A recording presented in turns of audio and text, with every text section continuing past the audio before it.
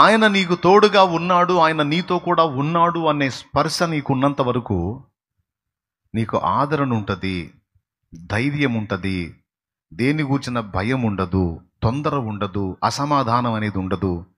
ఆయన నీతో కూడా ఉన్నాడు అనే ఆ స్పర్శ, ఆ స్పృహ నీకు నాకు ఉంటే ఆదరణ అనేది అదే వస్తుంది పరిగెత్తుకుంటా. ఎందుకంటే ఆయన నీతో కూడా ఉన్నాడు.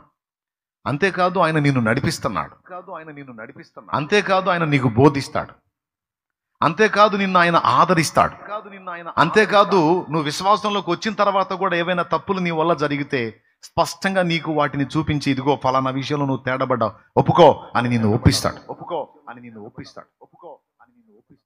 అట్లా నిన్ను సమస్త విషయాల్లో నడిపించడానికి ఒక పర్సన్ ఎనీ టైం నీకు తోడుగా ఉన్నాడు, దేవుని ద్వారా నీకు అనుగ్రహించబడ్డాడు అనే ఆ స్పర్శ, ఆ స్పృహ ఎంత ఆనందాన్ని ఇస్తుంది కదా.